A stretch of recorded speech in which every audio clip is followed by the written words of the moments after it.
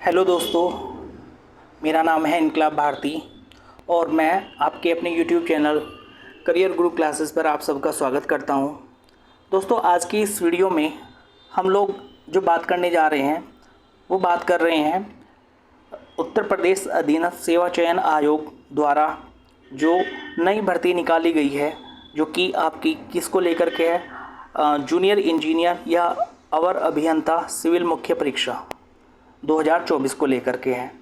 ठीक है, इसके बारे में अगर हम लोग बात करें स्टूडेंट्स आप लोगों का, तो ये आपका ऑनलाइन आवेदन शुरू हो चुके हैं, जो कि 7 मई 2024 से शुरू हो चुके हैं और इसकी जो लास्ट डेट दी गई है वो आपकी दी गई है 7 जून 2024।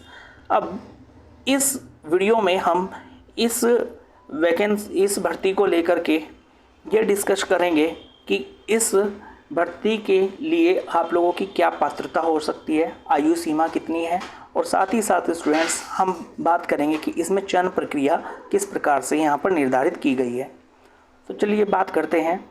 सबसे पहली बात करते हैं स्टूडेंट्स कि ये जो भर्ती है आपकी, इसमें पदों की संख्या कितनी दी गई है। तो इसमें कुल पदों की संख्या जो दी गई है वो दी गई है 2847 पद आपको दिए गए हैं।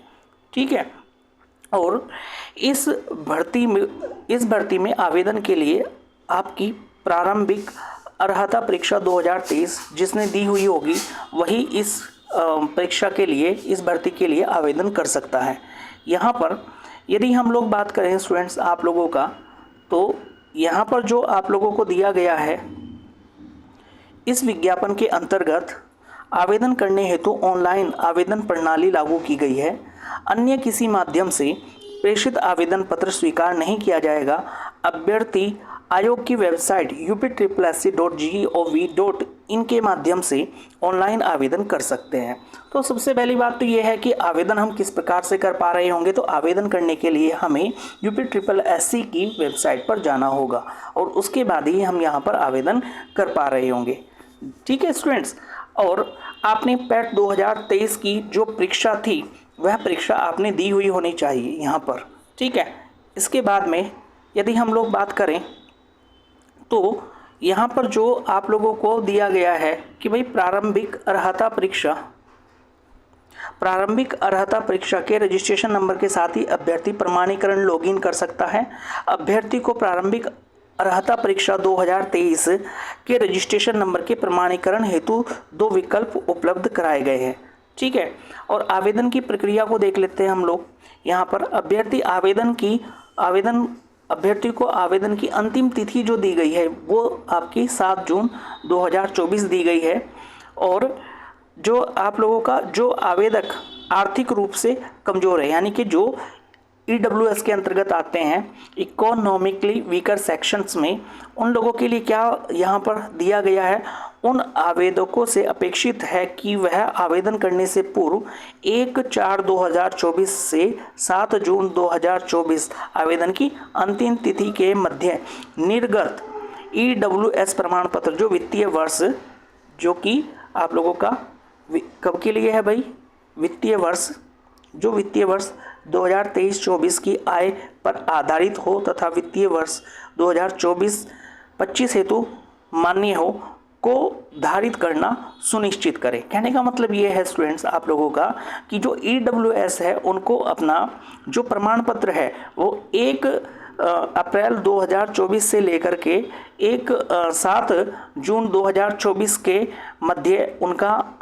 जो EWS प्रमाण पत्र है वो निर्गत किया जाना चाहिए आपके सक्षम अधिकारी के द्वारा। ठीक है, इसके बाद में यदि हम लोग बात करें आगे की, तो व्यक्तिगत विवरण क्या है इसमें।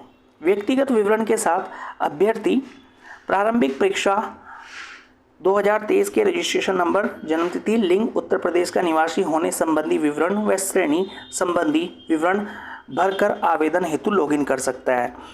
अब इसके बाद में आवेदन को यदि देखते हैं, आवेदन अभ्यर्थी विज्ञापन में उल्लेखित निर्धारित अर्हता और शैक्षिक योग्यता धारित करने पर ही संबंधित पद और पदों को सिलेक्ट करते हुए आवेदन करें। यानी कि जो आप लोगों को आवेदन करना है वो आवेदन कुछ इस प्रकार से करना है कि जिस पद के लिए आपकी शैक्षिक योग्यता हो और निर्धारित अर्हता यदि उस पद के लिए आपकी है तो ही आप आवेदन कर सकते हैं, अन्यथा की स्थिति में आप आवेदन ना करें। ठीक है। इसके साथ ही स्टूडेंट्स आप लोग ध्यान रखेंगे कि आवेदन अभ्यर्थी का आवेदन पत्र जो है प्रदर्शित होगा जिसमें 11 अंकों का रजिस्ट्रेशन नंबर निर्धारित है। इसमें जो महत्वपूर्ण बात है वो यह है कि अभ्यर्थी इसकी एक प्रति मुद्रित कर अपने पास सुरक्षित रखे, जिसे आवश्यकता पड़ने पर प्रस्तुत करे।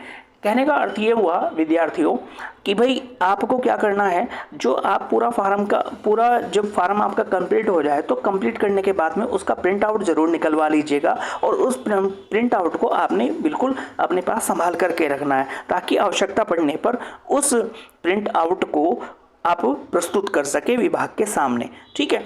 फोटो और हस्ताक्षर की यदि बात की जाए तो आपने जो फोटो और हस्ताक्षर प्रारंभिक अर्हता परीक्षा यानी कि पैट की परीक्षा 2023 के समय अपलोड किए गए होंगे, वही हस्ताक्षर आप लोगों के प्रदर्शित होंगे और वही आप लोगों को अलग से कोई फोटो या आप लोगों का हस्ताक्षर अपलोड करने की आवश्यकता नहीं होगी। ठीक है। इसके साथ ही स्टूडेंट्स यदि हम बात करते हैं आप लोगों का कि भाई यदि तकनीकी समस्या व अन्य किसी कारण से अभ्यर्थी निर्धारित शुल्क का भुगतान तत्काल नहीं कर पाते हैं तो वह क्या कर सकते हैं आप लोगों का, तो वह शुल्क जमा करने की अवधि में मुख्य पृष्ठ पर एप्लीकेशन सेगमेंट में फी डिपोजिशन पर क्लिक करके क्रेडिट कार्ड या डेबिट कार्ड या इंटरनेट बैंकिंग या SBI ई चालान के माध्यम से वेबसाइट पर दिए गए निर्देशों का पालन करते हुए शुल्क का भुगतान कर सकते हैं। कहने का मतलब स्टूडेंट्स ये हुआ आप लोगों से कि भाई आप जो है शुल्क का भुगतान किस प्रकार से कर पा रहे होंगे। यदि जिस दिन आप फॉर्म भरते हैं उस दिन में आपका शुल्क भुगतान नहीं होता है तो आप जो है शुल्क भुगतान की समय अवधि के भीतर आप जो है इसका भुगतान इन माध्यमों से कर सकते हैं। किन माध्यमों से कर सकते हैं? क्रेडिट कार्ड से कर सकते हैं, डेबिट कार्ड से, इंटरनेट बैंकिंग और SBI ई चालान के माध्यम से कर सकते हैं। यदि फीस की बात की जाए तो फीस यहाँ पर कितनी है स्टूडेंट्स आप लोगों की? ऑनलाइन जो शुल्क फीस है आप लोगों की 25 रुपये है। देखिए आप लोगों को फॉर्म का प्रिंट आउट लेना, अभ्यर्थियों से यह अपेक्षा की जाती है कि वे शुल्क जमा करने के उपरांत अपना आवेदन पत्र अंतिम रूप से सबमिट करते हुए प्रिंट अवश्य प्राप्त कर ले। ठीक है। और ये अवश्य प्राप्त करना किस लिए ज़रूरी है स्टूडेंट?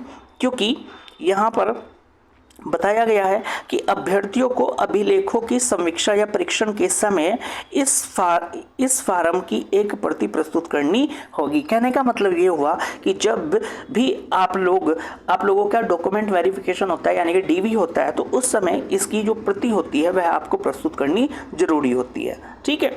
अच्छा, इसके साथ ही स्टूडेंट्स आप लोगों को क्या करना है?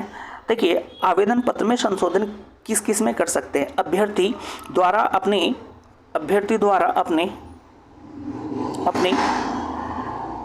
आवेदन पत्र के निम्नलिखित विवरणों को ही संशोधित कर सकता है। यानी कि आपने कुछ फॉर्म को भरते हुए कुछ यदि गलती कर दी है तो उस में संशोधन आप किस में कर सकते हैं? केवल नाम वर्तनी गलती, पिता या पति के नाम में वर्तनी में गलती हो गई हो, पत्राचार का पता, या EWS यानी कि अपना व्यक्तिगत विवरण या क्षतिज आरक्षण को भरते हुए आपने कोई गलती की हो, जाति श्रेणी को लेकर के आपने कोई गलती कर दी हो, लिंग और आवेदन में अनिवार्य या अधिमानी अर्हता संबंधी दर्ज किया गया विवरण। इसके साथ ही आप लोगों का अभ्यर्थी आवेदन के समय सिलेक्ट किए गए पद एवं पदों में परिवर्तन कर सकता है एवं उनकी वरीयता भी परिवर्तित कर सकता है। यानी कि आप जो यदि किसी प्रकार के अपने फॉर्म को भरते समय गलती कर देते हैं तो उनमें किस प्रकार से आप संशोधन कर सकते हैं? तो केवल यही वो आप लोगों के कुछ बिंदु हैं, महत्वपूर्ण बिंदु हैं जिनमें आप संशोधन कर सकते हैं, अन्य किसी बिंदुओं में संशोधन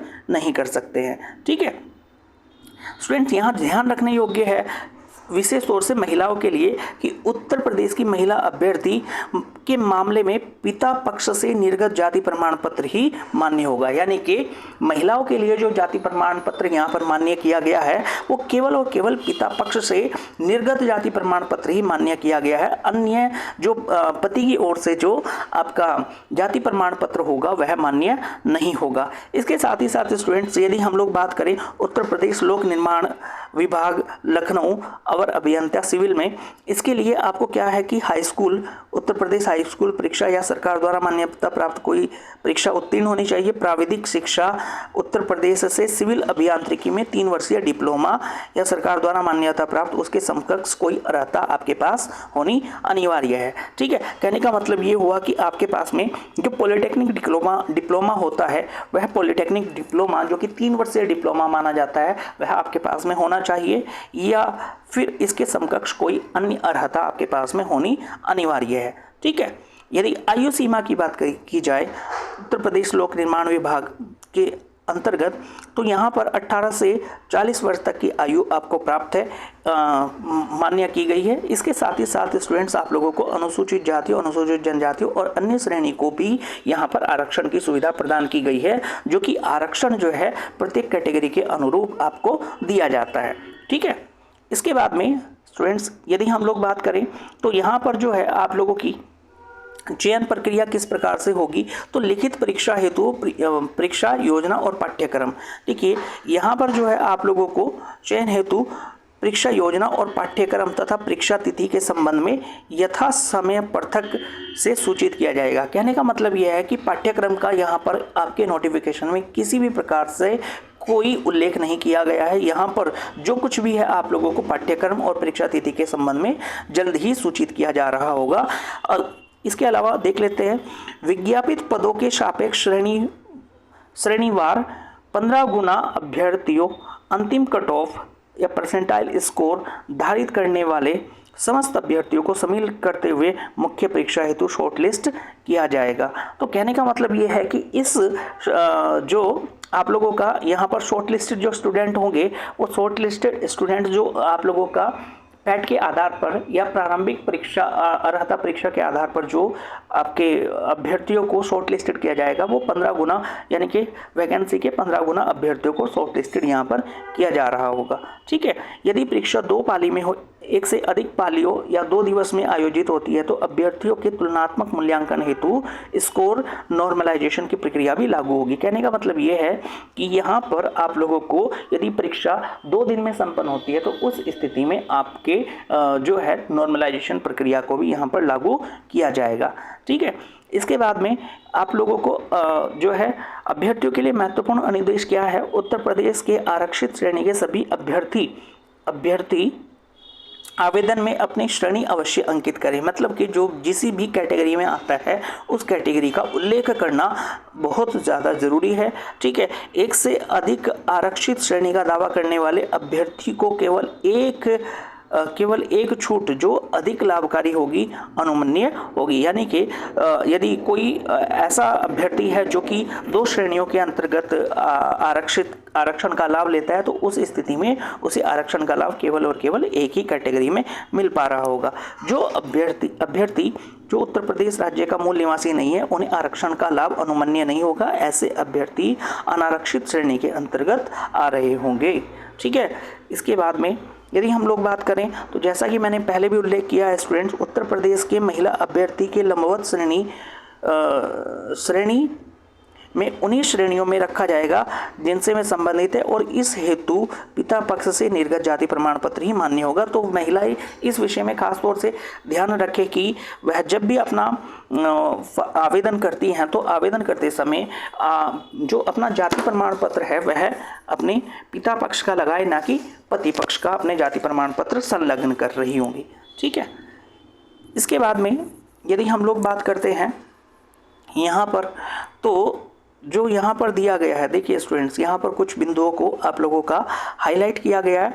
आवेदन पत्र में जन्म तिथि का उल्लेख न करें, अधिवयस्क या अल्पवयस्क होने पर न्यूनतम शैक्षिक अर्हता धारित न करने अथवा गलत मिथ्या सूचना देने पर अभ्यर्थन क्या कर दिया जाएगा, निरस्त कर दिया जाएगा। ठीक है, इसके अलावा किसी भी अभ्यर्थी को अपने आवेदन पत्र में गलत तथ्यों का जिनकी प्रमाण पत्र के आधार पर पुष्टि नहीं की जा सकती है देने पर आयोग प्रश्नगत परीक्षा और अन्य समस्त परीक्षाओं एवं चयनों में प्रतिवारित किया जा सकता है। कहने का मतलब ये है कि यदि आप गलत तथ्यों को प्रस्तुत करते हैं आयोग के सामने तो उस स्थिति में आपका जो चयन प्रक्रिया है वो पूर्ण रूप से बाधित कर दी जाएगी। तो डियर स्टूडेंट्स, ये था आप लोगों का जो है हमारी यूपी भर्ती परीक्षा जूनियर इंजीनियर के लिए आप लोगों का जो है एक वीडियो। यदि आप लोगों को वीडियो पसंद आता है तो वीडियो को लाइक कीजिएगा और वीडियो को शेयर कीजिएगा स्टूडेंट्स आप लोगों का। और जो भी स्टूडेंट्स हमारे चैनल पर नए आए हैं वो हमारे चैनल को ऐसी ही ताज़ा और नई नोटिफिकेशन जो भी परीक्षाओं से संबंधित होते हैं प्रत्येक नोटिफिकेशन को प्राप्त करने के लिए हमारे चैनल को सब्सक्राइब कर लीजिएगा। ओके दोस्तों, मिलते हैं अगली वीडियो में आप लोगों के साथ एक नई नोटिफिकेशन के साथ में। जय हिंद।